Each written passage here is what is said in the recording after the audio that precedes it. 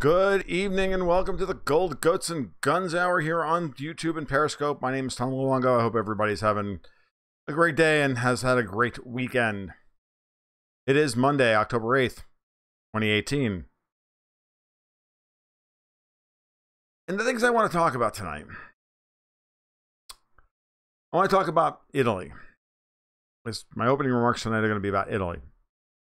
And the reason I want to talk about Italy is because it's very obvious now that the situation between the leadership in Italy and the leadership in Brussels, European Union, are going to be at loggerheads, if not already at loggerheads, going forward.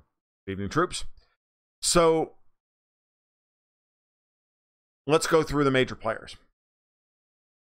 You have on the one side Angela Merkel, who's the Chancellor of Germany, the unofficial leader of the EU. You have Emmanuel Macron, whose cabinet is falling apart on a day-to-day basis over in France. You have Jean-Claude Juncker, the president of the European Commission, whose job is pretty much up in May after the European parliamentary elections. Good evening, Random Researcher. How are you? Been wondering where you've been, actually. So, hope everything's been okay. And we have, that's on the one side. Then we have like Donald Tusk, one of the other European Union presidents, who's also Polish, and that plays into a lot of things. He's the current European president. And that's on the one side. And then behind them all stand, and behind all of them stand George Soros and the rest of what I like to call the Davos crowd. And then on the other side, you have Viktor Orban of Hungary, Matteo Salvini and Luigi Di Maio of Italy, Sebastian Kurz in Austria, Andrzej Duda in Poland, and what's the Czech guy's name? Can't remember off the top of my head. And the guy in the Czech Republic whose name escapes me, and I should not know it. I've been at loggerheads. It's somewhere in Oregon. Good evening, Harambe's Ghost. How are you? So it's been, you have these two factions, and they're going to be warring over control and direction, really, of the European Union going forward. On the Brussels side, we have the EU centrists, we have the EU firsters, and on the other side, we have the populists. Also, let's add to that list Marine Le Pen in France, and to a lesser extent, Nigel Farage in the UK, though he's really not on the scene anymore. And then, of course, we have the wild card, which is Alternative for Germany in Germany. So Dr. Alice Weidel and the rest of the leadership of AfD. So what's shaping up here is, when are we going to get the sovereign debt crisis? When is it going to happen? Because we've been talking about it for months and months. So what's going to happen? Well, you have the Italians submitting a budget to the European Union that is not in accordance with EU budgetary rules, which is they're not to submit a budget greater than 2% of GDP, or budget deficit was greater than 2% of GDP. Thank you, Milos Zeman, Chuck guy. Thank you very much. Milos Zeman, sorry. So, and of course, Italy wants to break those rules. Spain wants to break those rules as well, and they really can't do so. But Italy's going to, because ultimately, they can, and they have an electoral mandate to change the direction of Italy. They can't not do what they're trying to do, which is Salvini, nominally the right-wing guy, but really the economically literate guy who wants to open up the Italian economy and knows that he has to both lower taxes and lower regulations in order to be able to properly stimulate Italian growth and put people back to work in a productive manner and take money out of Rome and put it back to work in the general economy. And then on the other side, you have the vaguely left-wing five-star movement that wants universal income and better pension systems and all the standard stuff that the left wants. So they have to figure out a way to pay for all of this, right? And of course, it's only in horrible IMF speak and German austerity speak that the idea of lowering taxes costs money. That's bullshit. Lowering taxes doesn't cost money. Lowering taxes actually lowers the drag on the economy. Because and that's the key to understanding this. Because look, powers that be in Europe want all the power in Europe to rest with very few players at the top of the pyramid. What better way to do that than a single currency which strip mines all of Europe and rolls up capital to those old moneyed few, which is big Germany and the Danish and Dutch banking conglomerates, to a lesser extent France, and everybody else gets screwed. And everybody else gets pasted by the mispricing of labor across the Eurozone thanks to the euro. So what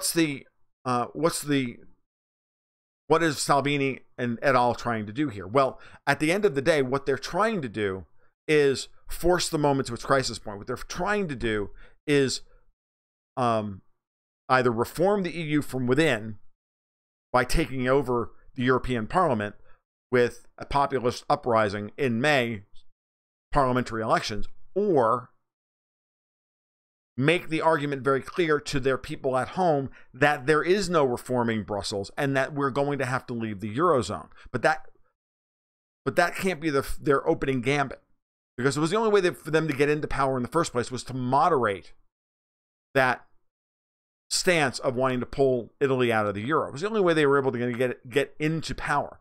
But all of this nicety about we want to stay in the European Union, we want to reform it from within. That's all stalking horse for Italy, Colexit, all of it, right? I mean, it's all of those countries want out of the euro system because they know they're getting screwed, right? So the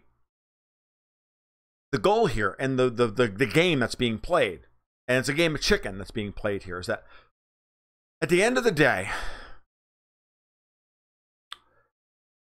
Salvini knows that he has all the leverage because of the sheer size of the pile of debt that Italy has. We've never had an economy this big, this far in debt relative to its potential earnings power, right? Never happened before, and it's only gotten this bad because the European Union keeps effectively bailing them out, with the ECB continuing to be the only marginal buyer of Italian debt. No one's buying any of this sovereign debt that any of these countries are paying. But just because they're buying the debt doesn't mean that the Italians actually want them to buy the debt. They're just doing so because they don't want Italy to leave the euro. So any argument from the northern currency bloc that, oh, well, we're bailing you out, you have to stay then because you owe us money. No, we wanted to leave 2 years ago and you wouldn't. We wanted to leave in 2011, you wouldn't let us. I mean, Berlusconi wanted to take Italy out of the euro in 2011 and they said no. And then they whipped up a sex scandal, threw Bunga Bunga out of office, put Mario Monti in place, and then forced them onto a debt restructuring program that they now say they're not allowed to get out of. And Salvini's like, the hell with that. No, we're not doing that. We're not playing that game. That game's not happening. Fuck you. You can keep buying the debt, and we're going to do exactly what we want to do, which is to remake the Italian economy from scratch. That's what we're going to do. And we're going to do what's politically feasible for us to stay in power long enough for us to force the moment to its crisis point where all your banks fail and our debt goes to, and the yield on our debt goes to infinity, and all the freaking European banks fail. And then we have to deal with the insolvency of the Bundesbank and Deutsche Bank and Danske and everybody else. Fine. Unicredit's already insolvent. Monte de Paschi is already insolvent. Who cares?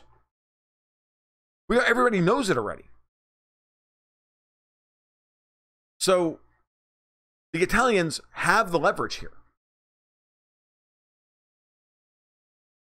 And they know what's coming.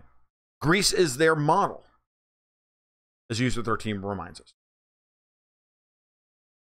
Greece, what happened to Greece in 2015 is the model. What I like to call German austerity, which is not just cutting back on government spending, which is always the right decision. But then they wanted, but it's that idea, we're going to cut back on government spending and we're going to raise taxes to pay for the debt load. No. A debt contract has two sides to every coin. We only ever like to talk about the lendee as opposed to the lender. The lender is just as responsible for the contract that's on the books as the lendee. But we live in this banker first universe where bankers always get bailed out because without them doing God's work, we wouldn't have a modern economy, which is all bullshit as well. These guys need to be taken down at least 6 or 7 pegs. And this is what's going to happen here. This is why I keep talking about a sovereign debt crisis. It's going to come to a point where the public finally realizes that these guys are all fighting over a pile of debt that can't be repaid. And they're going to look at the potential, the solvency of this debt, the validity of this debt, and run screaming from it when it finally is obvious that the institutions that are propping all this up don't have any answers other than browbeat and extend and pretend.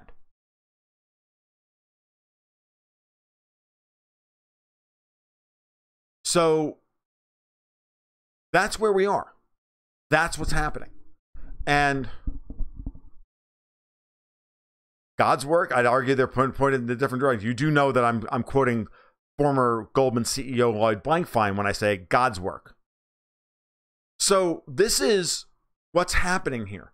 And Salvini knows this. He understands it. And he's attacking the European Union on 2 fronts, the fiscal front and the political front.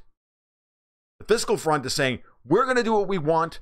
We're going to give the Italian people what they want because we're going to stay in power in Italy. And then we're going to make the case to them by turning around and saying, look, we tried. We tried to negotiate with these people. They are not listening. They don't care about Italy. They only care about their own power. We are going to have to leave the euro. That's where they're headed with this rhetoric.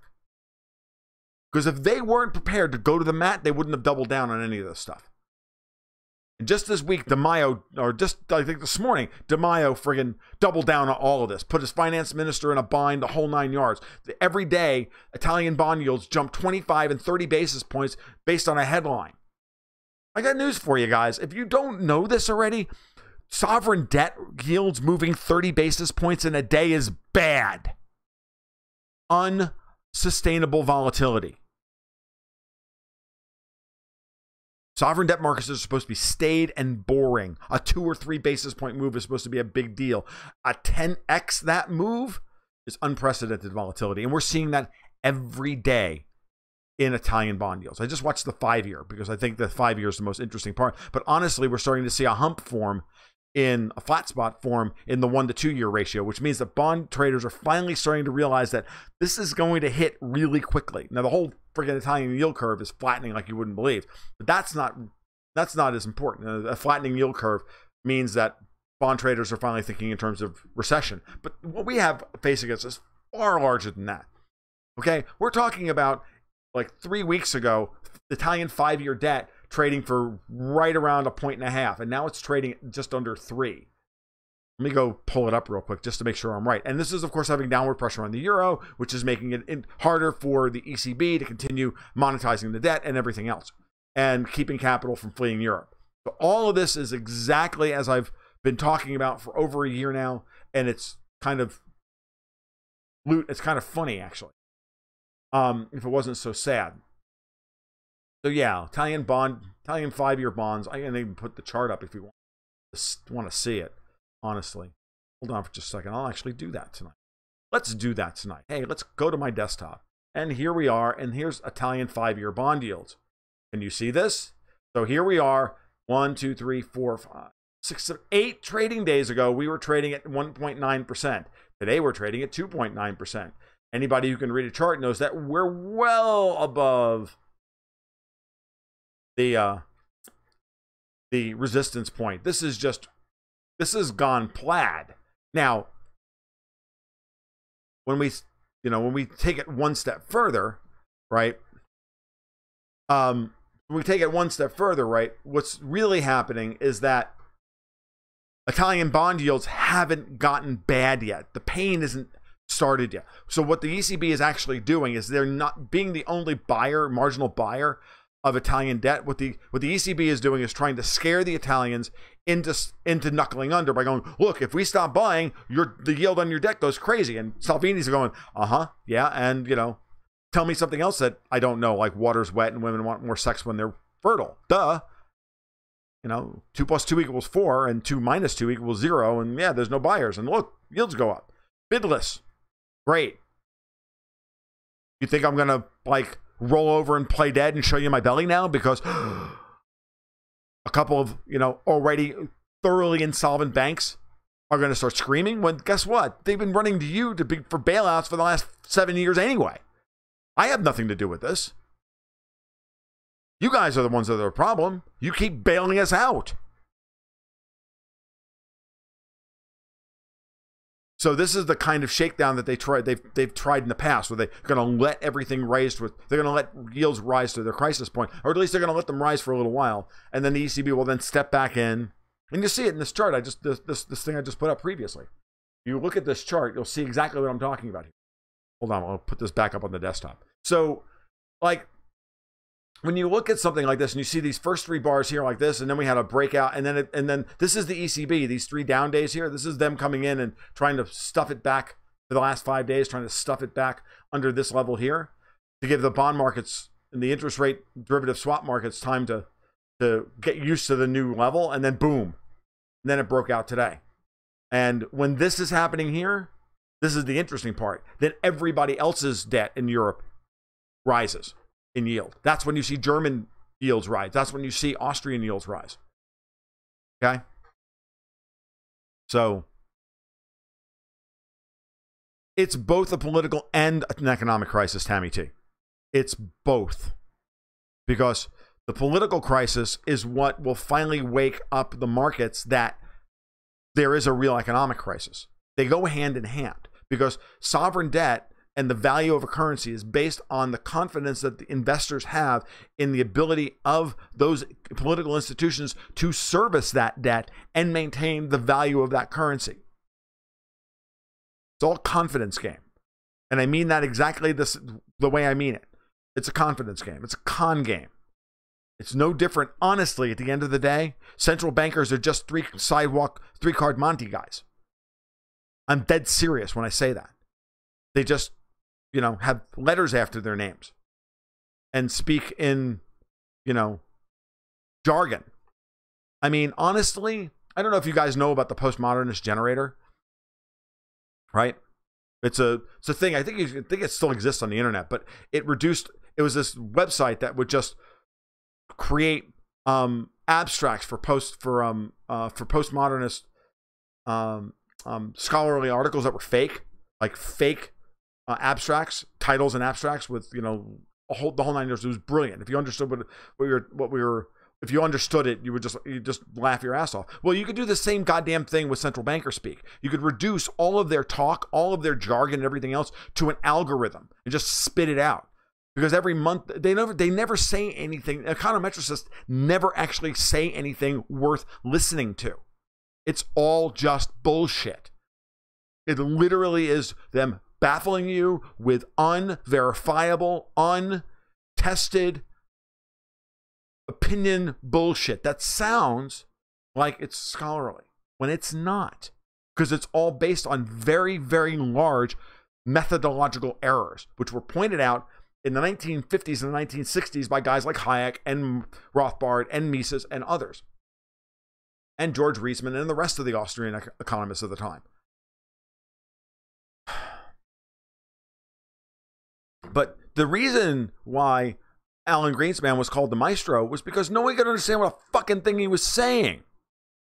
Oh, he must be smart. We don't understand it. No. He wasn't saying anything. And guess what? Salvini knows this.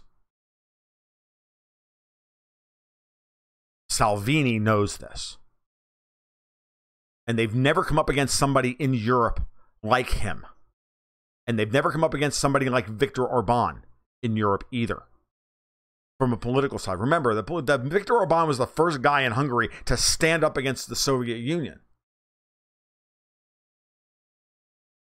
You know, he led those early rallies in the 1980s. He was that guy. That's who we're dealing with there.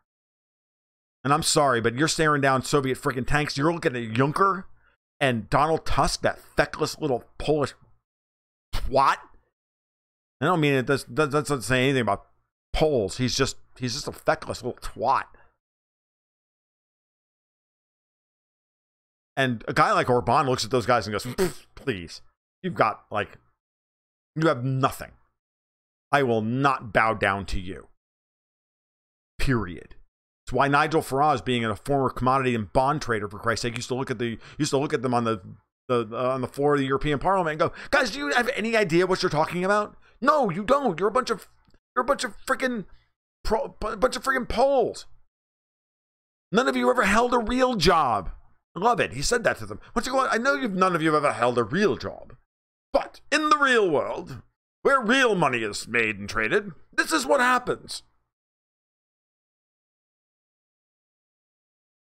There'll be a 50% stock market crash is what Ron Paul's talking about. I don't think he's right about that. I think he's wrong. I think you might see it in France. I think you might see it in China. I don't think you'll see it here in the US. I think Ron is missing the boat as to what's going on capital flow wise.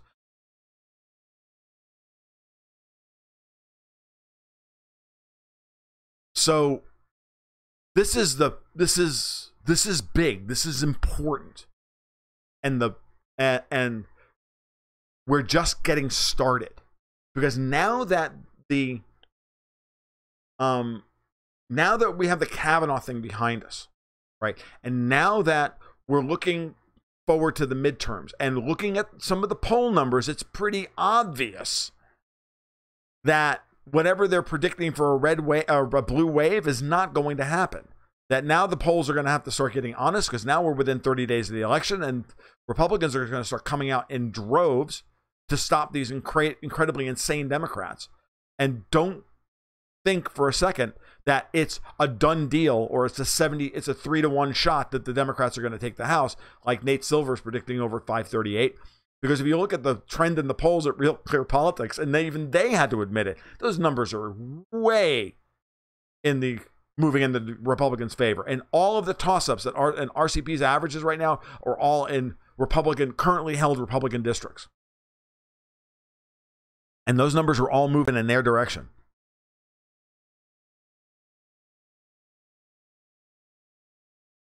Exactly, Thordum. Thordum brings up that Orban went right to meet with Putin like 2 days after the Article 7 proceedings started. He was just like, fuck you. I'm going to see Putin. I want a pipeline, and I want better business. And I don't play this stupid Euro game anyway, so I've got a real currency. Now, the gaslighting will never end. You're correct. The MSM is already moving back onto Russia. They have to. They don't have anything else.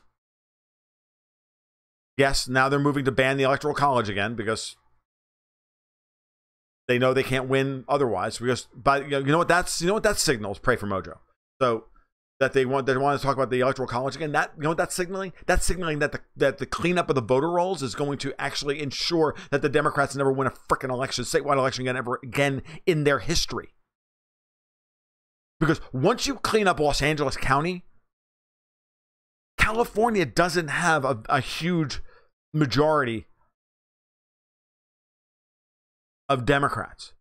What is it? What are the numbers? It's like 144%. The voter rolls like 144% of the population of Los Angeles County. Not Los Angeles County, not voting age. That's like 70% of the voting of the total population. It's insane. User 13, I'm getting panic emails from Georgia Democrats looking for money. It's hilarious. I love you guys. It's unbelievable what's happening. So I'm so not surprised. The worst news of the day was that Kanye West decided to end his Twitter account, which was dumb. Yes, even Nate Silver's unbelievably biased statistics numbers are starting to come back in the Republicans' direction. You can't ignore it. I know they know they're not going to win 6 years. Put a 1 in front of that number. Put a 2 in front of that number.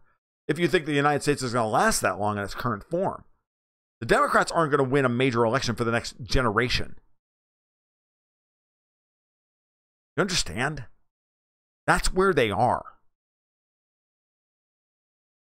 Good evening, Krabby Crabface. How are you, love?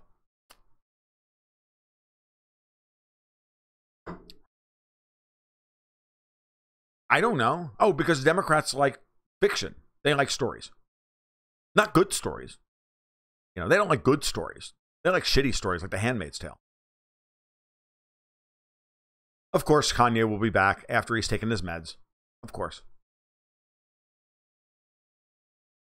Do you think the Dems will try to impeach Kavanaugh? Well, they need a 67-seat majority in the Senate to get it done, and there's not that many GOPs left.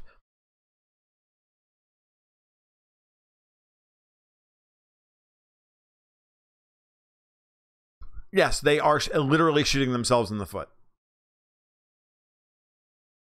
By election day, it'll be worse than that. By election day, Nate Silver will have that down to 58%, so that he can salvage what's left of his reputation. Because you know he needs to keep sucking them in for money.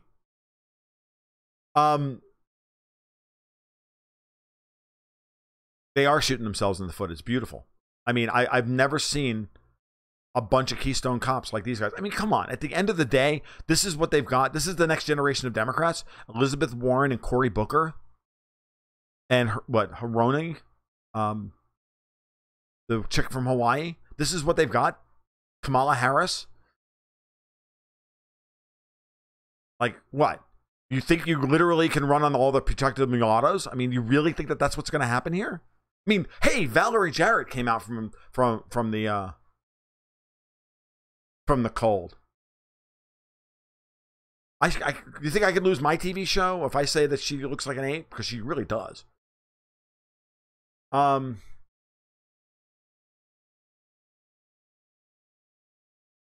was thought it cost the DNC more than 1 cent to process a donation of 0.01 cents. So let's get 10 million a day to donate. Yay! Yeah, there's stuff like that. It's really great. Have the voter rolls ever been cleared? No. I did not see Kavanaugh's speech, so I can't. Cory Booker is insane. He's truly insane. The polls show Andrew Gillum leading DeSantis slightly. That's not real.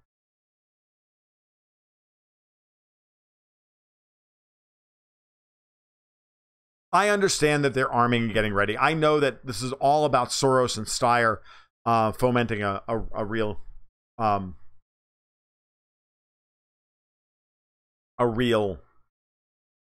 civil war in this country. I know what's coming on. I know what's coming. I understand. I don't believe that this is going to last. Soros is... See, this is the situation. This is the thing about Kavanaugh, is that no matter what happens here, Soros wins. Because now everybody's so gaslit and angry at each other that that's just going to hasten the destruction of the political process. It was important that Kavanaugh won, that they pushed this through because... They pushed Kavanaugh through because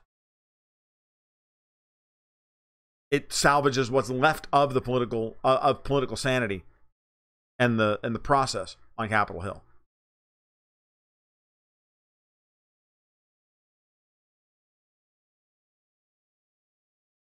I don't believe that Soros is tight with Trump. I don't believe that. Soros hates the United States. Trump is a patriot. I don't believe it. I don't believe that for a second. Sorry, I just don't buy it. Cory Booker will be caught with the live boy, but not the dead hooker thing. All right. All right. We're 30 minutes in. Soros is just a contractor. Well, Doesn't matter how deep the rabbit hole goes. I know it's deep, and I know it's ugly.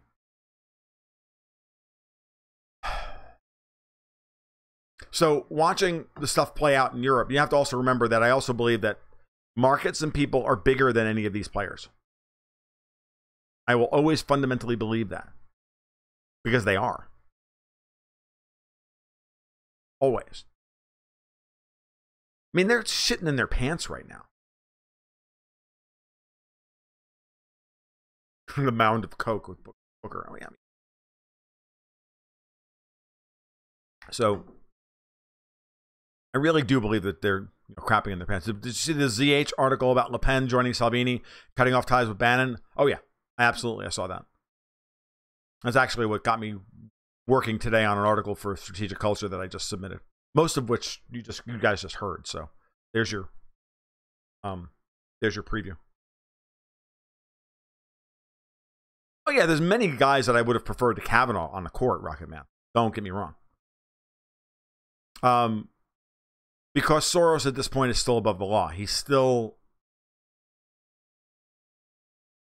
protected. Because no one's willing to, because there's no one in Washington willing to slap handcuffs on him. That's why. But he's dirty as sin.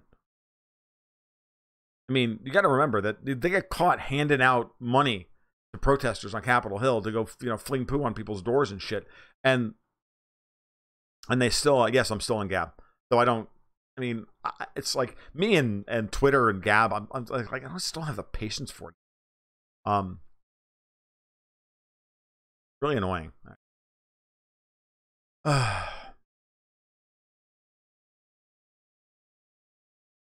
All right, so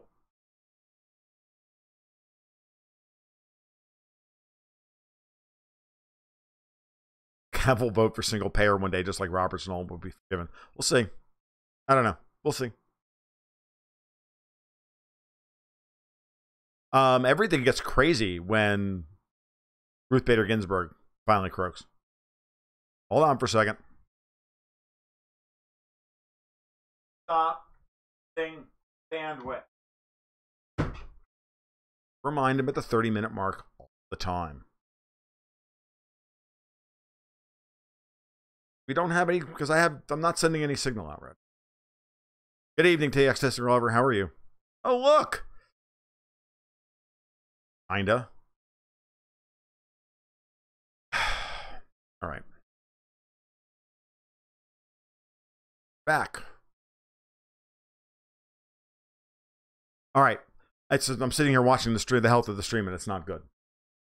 So. Wow, we're up to 46 people. Holy Christ. All right, so all of you newcomers tonight, thank you. Yeah, so since Friday, let's talk about that.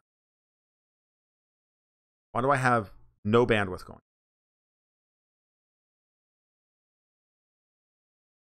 Okay. So since Friday, we had about 100 people show up to the... we had 100 people sign up and subscribe to the channel over the weekend, which was great. That's fantastic. We're closing in on that 1,000-person mark. I'll be able to turn on super chats. I'll be able to start trying to monetize the channel. What do you think about the Treasury freezing Deripaska's assets? Do they not realize that pressuring him to give up his stake in Rusal only helps Putin? I heard that Russian bunk would get the stakes. Yeah, I'm almost convinced, guys, that there's something going on downstairs, and that my wife and my daughter can't keep their hands off their fucking tablets, and they know better. So, what do I think about them freezing Deripaska's assets? I think they're stupid, personally. I really do. But we just hit 50. We just hit 50 people. Holy shit! Look at this thing take off.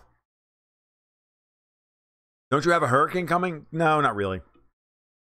By the time that thing is done, it's going to level New Orleans again. I hate to be flip, but it keeps pushing. I keep checking the NOAA radar track every 3 hours, and it keeps pushing a little farther west. That's not to say that it can't come towards me, but every day that every 3 hour track that it keeps pushing west lowers the probability that's going to hit me. And remember, we live in like the armpit of Florida. It's really hard for us to get hit directly with a hurricane because of the way the wind patterns play themselves out and the way just the way hurricanes approach. No, I don't have enough bandwidth to support them and me at the same time. I just don't. I have a T1 line up and I've got 18 megabits down. That's all I've got. I live in the middle of freaking nowhere, guys. Come on. So, it's better now than it was. It is a real background. It's not a green screen. I built a wall behind me. And then I like turned it into storage behind me. Can you check your messengers? I could. What, on Twitter? I just got a reply from Lee Stranahan.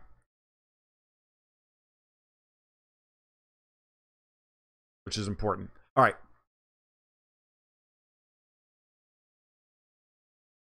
Oh, Gab. Okay, I'll check it later, but I can't do it right now.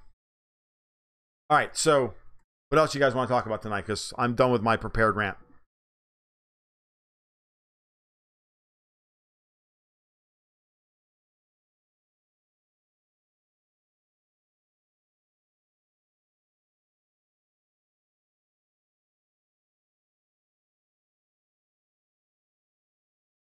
And I'm not seeing any. Where's my end? Whatever. All right. Deripaska is a Putin enemy. One of the disgusting oligarchs. It's hilarious that the U.S. nailed him. Yeah, Deripaska is an interesting figure.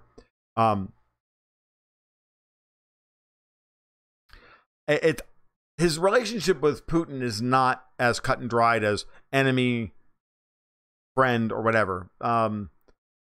So he's on both sides of the fence. He's in Putin's good graces now because he's now running Rusal properly. But 10 years ago, it was a different story. All right. No, Deripaska and us sanctioning his assets has more to do. It has more to do with Deripaska and Khodorkovsky and Browder and all that stuff. I don't know all the details. This is where you want to talk to like Lee Stranahan and Lucy Commissar because those guys have connected all those dots. But I know there's something going on. I know there's something there. So.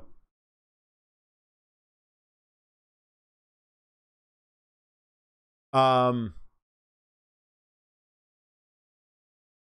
just worry about the gas pipelines going my way. Yeah, so that's that. You'll need a dual band router. Don't tell them the password for the higher band. I do have a dual band router. That's not the issue. The issue is that there's not literally enough bandwidth to go up the pipe. That's the problem. That's the problem. Bavarian elections. Let's talk about that. So, yeah. So what I'm seeing in the Bavarian elections, I was actually looking at this stuff this morning. Right, that's because Putin, no, North on 60, I'm not arguing with you. Putin slapped Deripaska down a few years ago. There's a very famous video of him doing so, and even asking for Deripaska, for Putin asking him to give him his freaking pen back, for Christ's sake. It was beautiful. There's some question as to whether or not that was staged or not, by the way, just out of curiosity. But let's talk about the Bavarian elections real quick. So,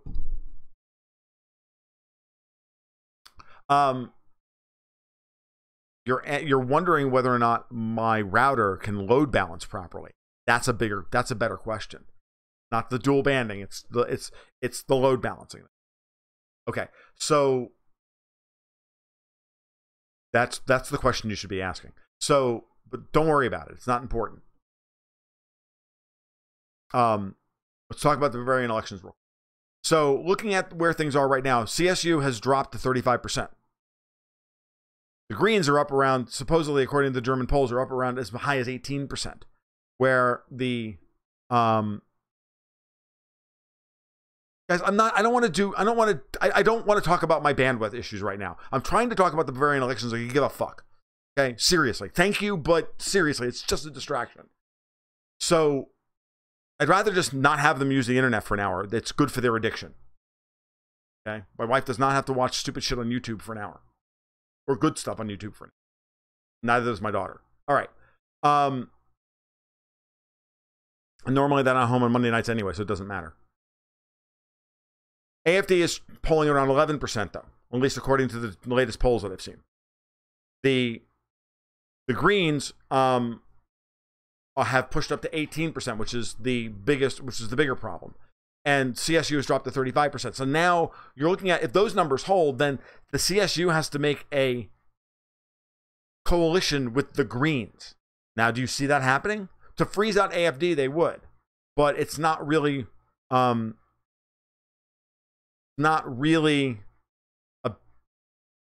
a likelihood, right? And then the next thing to think about is that if AFD upside surprises comes in about 15-16% and the Greens underperform, which is really more probable,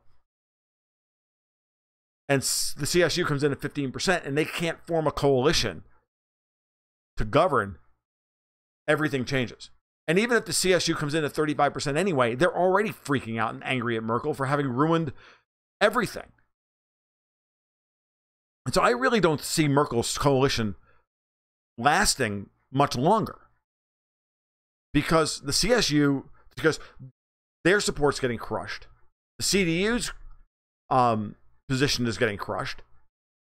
And everybody is at that moment, and the whole German political hierarchy is like freaking out because they don't know what to do. So the Bavarian elections on Sunday are going to be very, very interesting, because they're going to tell us a lot about the health of Angela Merkel's coalition, national coalition. Good evening, Lee. How are you? Lee Stranahan's in on Periscope. Everybody say hello to Lee.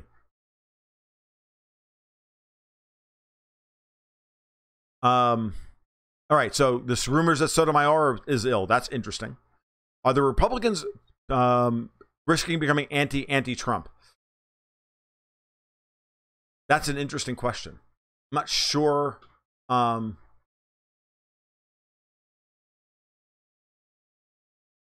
not sure I quite understand. I'm not sure I have an answer for that.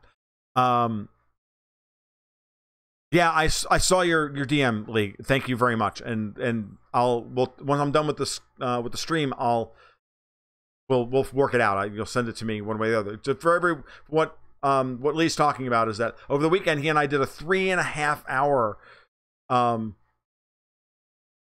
interview for my podcast, and I went to work on the audio over the weekend, and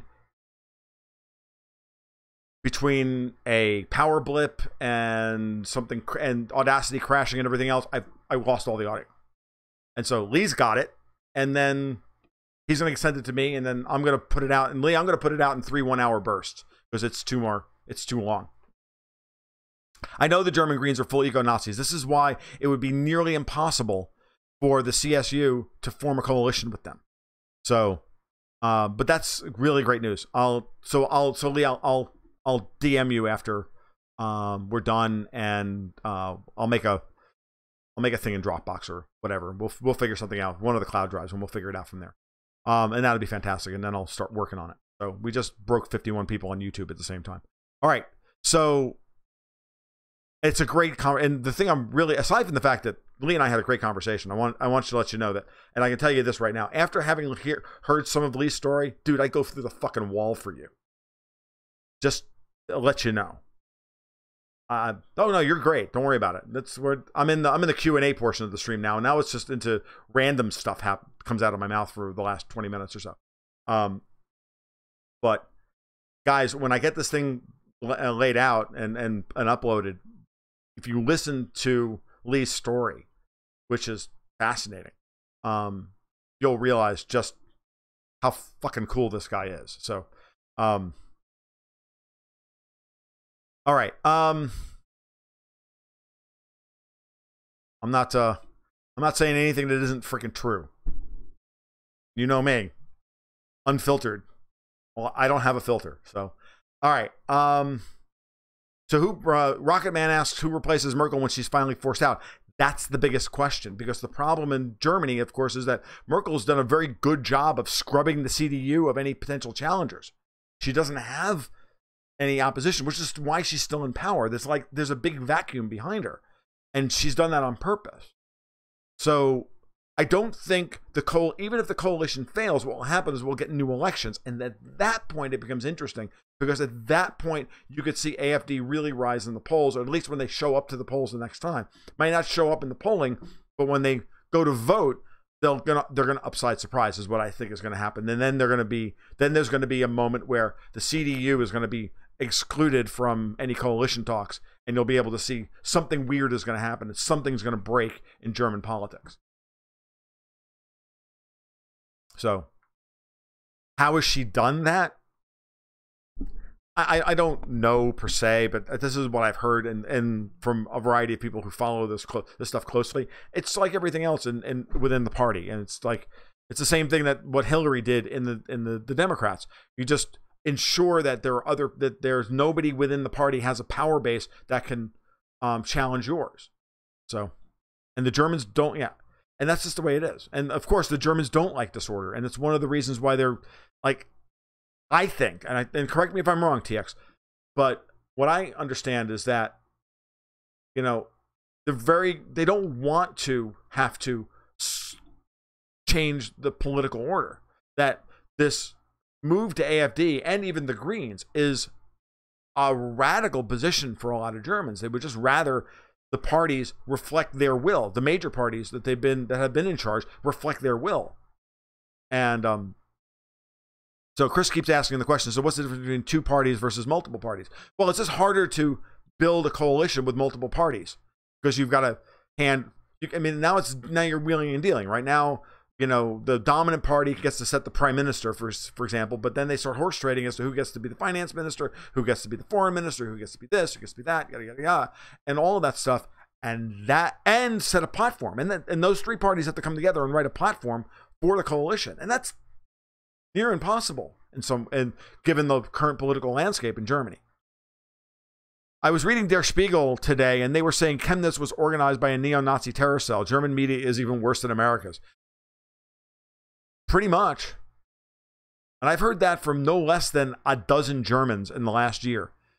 As I've been covering all of this, because I've gotten a lot of feedback from Germans, both positive and negative, by the way, on my covering of the German political scene.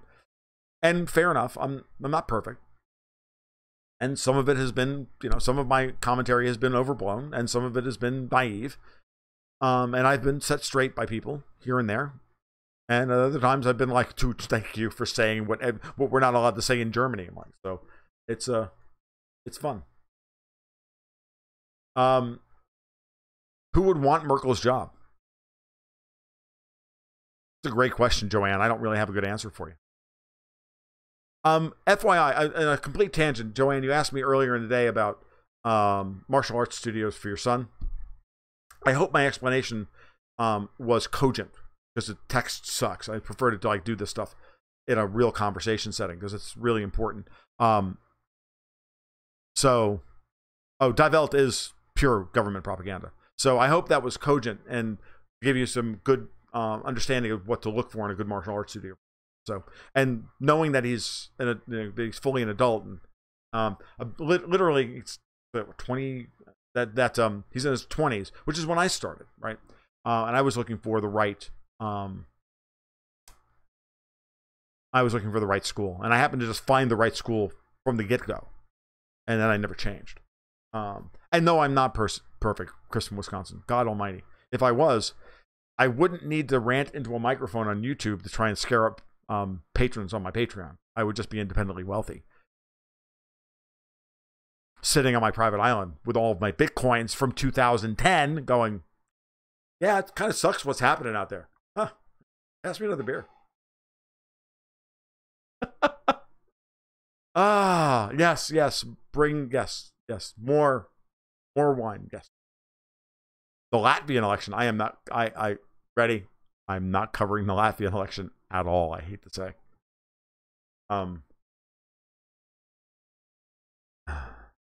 We'll be later, 21 later this month. It's a perfect age it's a good age to start. Because a lot of if he doesn't need to have his ass kicked because he's too full of himself, like a lot of 15 and 17-year-olds that I know, whose asses I have kicked in order to put them in their place. In a controlled setting, of course, because this is a martial arts. It's a good age to get to do it. He's still young enough that he can become really, really good, and give him. It's the self-confidence and self-discipline that come from it is unbelievable. Yeah, Chris, I started at 26. I still never quite reached my black belt. I only studied on and off for about 14 years. So, I mean, I've taught enough classes, and I'm considered an instructor in my group. So, the belt is, at this point, the belt's not what's important. It's the experience and the challenge as it is. I'm 50 now, but yeah, there's a guy in our school that I haven't been practicing for about 2 years now. But there's a guy in our group that he's in his late 50s and working towards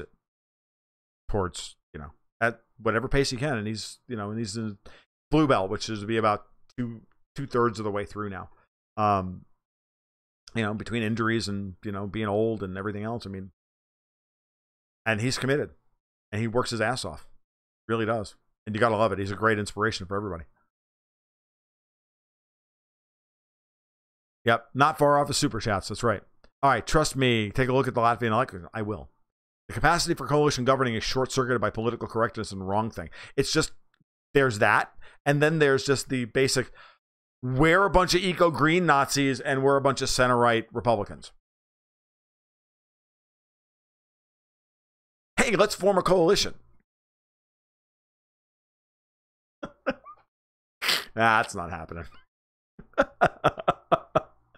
I'm just not seeing that happening. So, what do we got? 51 minutes, 52 minutes, because I have to cut this right off in an hour tonight, because I've got to finish proofreading the latest issue of the newsletter and get it out to you guys in the morning. So, what's the best martial art for little people, us girls? Doesn't matter. Martial arts are teaching techniques, not fighting techniques. Yeah, you'll learn. What they do is different arts emphasize different things at different stages of your development, but at the end of the day, black belts look really similar. At least the ones that throw punches and kicks. Then there's the weird jiu-jitsu guys that don't do any of that stuff. They just like latch onto you like lamprey and then twist you into a knot and destroy you.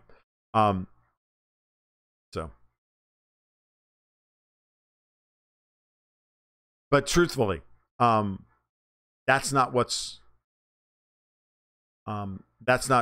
not be what's stopping you. So we have for example, in the small school that I'm a part of here in Gainesville, we have children in class as small as 6, 7 years old. We have this fierce little girl named Tina, who's like 5'2" and fights like a friggin' Tasmanian devil, and she's awesome, and she's committed, and she scowls, and she kicks ass, and she doesn't care. She's there to get better at it. And she also, by the way, stick fights in the SCA with our instructor, and it doesn't matter. We've got people who are 6'3" and people who are, 7. My daughter started at 7. So, it all depends. It's not a big class, so a lot of individual instruction happens and all of that stuff. But whatever, it doesn't matter. You get them. It is never too late to start, and it is too early to start. I wouldn't start a kid in martial arts much before 7 or 8. They just don't have the attention span. And, at that point, they start to learn the basics. How much more insane will California get before the Democrats start losing power there? You're assuming that the Democrats are ever going to lose power there, and that the Republicans aren't going to just all fucking leave.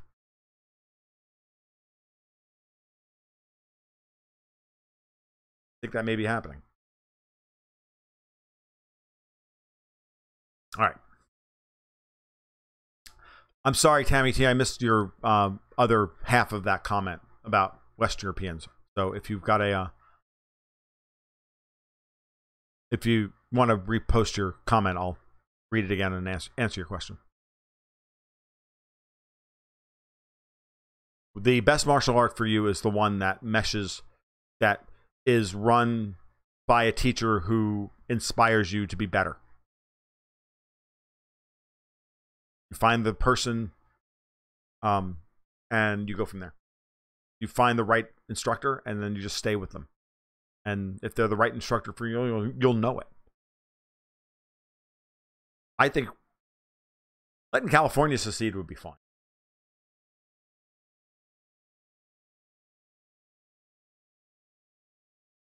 But, you know, we're not anywhere near that yet. They're still going to try and hold on to the United States as it's currently constituted because there's still too much power in Washington. So they're going to continue to fight for control of that power. See, one of the things that we should really be talking about here to close out, because we're almost done for the evening.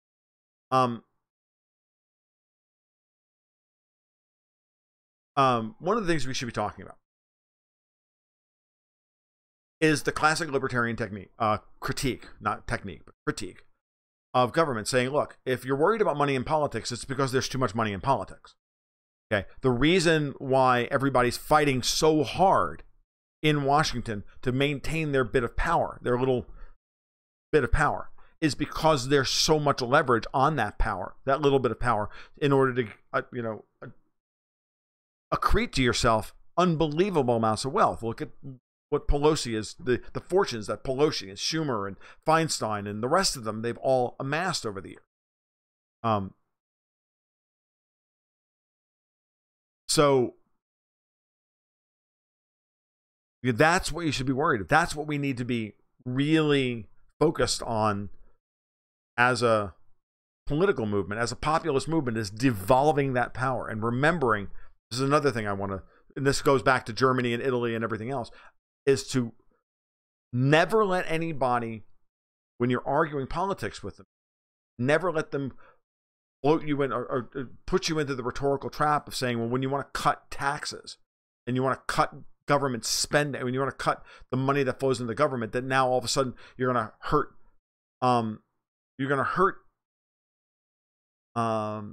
the economy, because that's horseshit.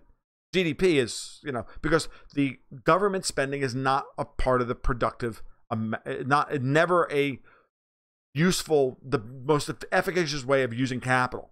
That you want to start looking at government spending outside of the very basic functions like courts, dispute resolution, right? Treaties, arbitrating between the states, that kind of thing. Everything else you need to consider as a luxury. As in, as opposed to us fucking making those roads ourselves, we'll have the inefficient fucking government do it for us. But understand that that's a luxury. That really that's our responsibility in the private sector. And once you change that mindset, I can't believe it's taken me 15 or 18 years as a libertarian to finally come to this point, to say it this way. But it's a luxury to say that we'll have the government, will outsource our desires as an environmental policy or education policy. No, that's a luxury. And we cannot afford that anymore. So that when guys like Salvini come in and say, look, we need to cut taxes, but you're not going to be able to fund your debt servicing. I don't care. You're going to run a budget deficit, and that's dangerous. No, screw that. We're going to put that money back into the productive economy, and then we'll deal with the fiscal fallout if tax revenue doesn't rise to meet the service payments. If that means we have to cut back on services at the same time to service the debt, then that's what we'll do. Because that's what you do when you lose your job. That's what you do during a recession. It's what you do when prices rise. Pay off debt, get cash flow positive, and you reinvest in yourself. That's what a recession's supposed to be. That's what a downturn's supposed to be. That's what a liquidation of malinvested assets is supposed to be. We have to look at money we've invested in government as a malinvested capital and a luxury because it's malinvested capital. Either look at it one way or the other. It doesn't matter. It's a luxury we can no longer afford. Get rid of it. When we're prosperous again, we can maybe think about that. But that's probably going to be the thing that makes us not prosperous in the future. So maybe we shouldn't just do it in the fucking first place.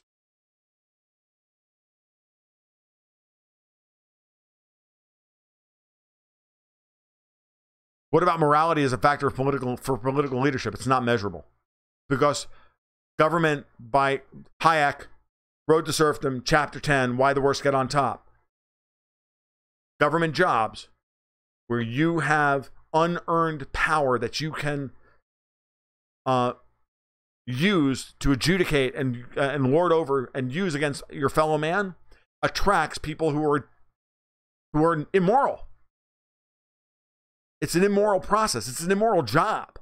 And so the process of creating more government creates more immorality within the society. And the whole thing is it's this ever spiraling down cesspit from a moral society with strong traditions to an immoral society. Government's the vector. Always is. Printing money is part of that process. Central bank issued debt-based currency is part of that process. Because it is money that has a debt associated with it. Therefore, by definition, you want to get rid of that money as quickly as possible because you're the one holding the promissory note. Every dollar in your pocket, every euro in your pocket is a debt that you're liable for because you're holding the promissory note for it. You want to get rid of it because it's going to be, it's going to be worth less tomorrow. All right, we're at 1 hour and 1 minute. I got to go. I got a lot of work to do before I go to bed tonight. So you guys, this has been great. Enjoyed the shit out of it as always. Love the fact that we hit over 50 people during the live stream tonight. So those of you who are new tonight, who signed up over the weekend, subscribed over the weekend, we do this every Monday night at 8 o'clock and every Friday night at 8:30. In the Gold, Ghosts, and Guns Hour here on YouTube and Periscope. Give a like and subscribe down below if you're coming here for the first time. Retweet this, like it, do all of that. Make sure you turn notifications on for the next time I do go live. And you can follow my work over at goldghostsandguns.com, and you can support my work over at Patreon/goldghostsandguns. You guys have a great night. Be good. Keep your stick on the ice.